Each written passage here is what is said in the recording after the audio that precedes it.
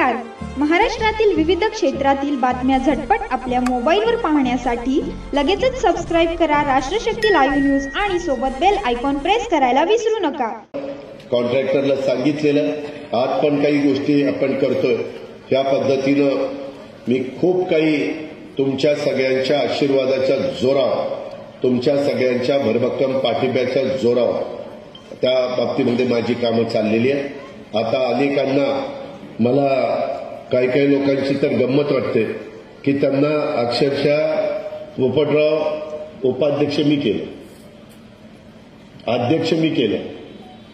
सहयोगमध्ये करोडो रुपयाची जागा नाममात्र दराने त्या ठिकाणी दिली. कधी कुठलीही अडचण येऊन दिली नाही. आणि आता काय मनात आलंय कुणाला माहितीये, त्यांचं जोरात काम चाललेलं. कधी म्हणजे मला काही जण तिकडे गेलेले पण भेटले मुंबईमध्ये येऊन, दादा आमची चूक झाली, शेवटी तुमच्याशिवाय कोणी काम करू शकत नाही, आम्ही बघतो वगैरे वगैरे. काहींना तर इतकी पंचायत आहे की आज गणेशला ओळख करून दिली तर महिन्याने गणेश गेला तर तू कोण आहे, अशा पद्धतीची काहींची परिस्थिती. मला त्याच्यामध्ये कुणाला बदनाम करायचं नाही, टीका टिप्पणी करायची नाही.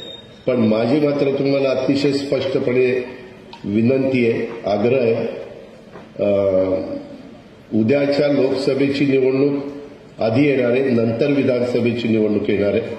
त्याच्यामुळं लोकसभेच्या निवडणुकीच्या निमित्तानं जर तुम्हाला मला पावती द्यायची असेल तर ही जी सगळी कामं चाललेली आहेत आणि बारामतीमध्ये जो बदल चाललेला आहे, आपल्या करा नदी, आपली नीरा नदी, आपली जनाई, शिरसाई, पुरंदर, त्याच्यामध्ये तर मी काय काय निर्णय घेतले, कुणालाही तशा पद्धतीचे निर्णय घेता आले नसते. अशा प्रकारचे निर्णय धाडसाने घेतले. शेवटी धाडस दाखवल्यावरच कामं होत असतात आणि त्या प्रकारे ती सगळी कामं केलेली आहेत. त्याकरता उद्या ज्यावेळेस खासदारकीच्या निवडणुका येईल, मी उमेदवार लवकरच महायुतीचा कोण आहे ते जाहीर करीन. पण मी उमेदवार आहे, अजित पवार उमेदवार समजून तुम्ही तिथं मला मतदान केलं पाहिजे. ही माझी तुम्हाला आग्रहाची, नम्रतेची, कळकळीची विनंती आहे.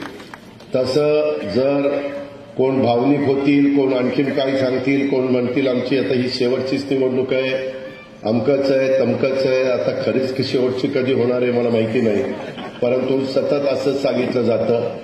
ते तुम्ही भावनिक होऊ नका, ही माझी खूप कळकळीची विनंती आहे.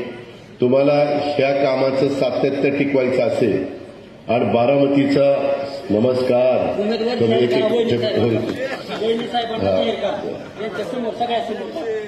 तर त्याच्यामध्ये मला आपल्याला एवढंच सांगायचं, त्याला म्हणतात बारामती,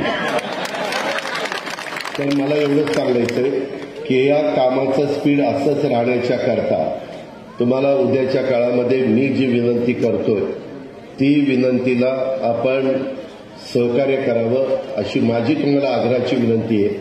त्याबद्दल आपण सगळ्यांनी अतिशय बारकाईने विचार करा आणि तिथं योग्य पद्धतीनं तुम्ही मला सहकार्य केलं, मला प्रतिसाद दिला तर पुढची कामं होतील, नाहीतर मी पुढच्या कामाला बांधील नाही. मी अतिशय स्पष्ट सांगतो, मी महाराष्ट्र मला खरं आणि स्पष्ट बोलणारा माणूस म्हणून ओळख आहे.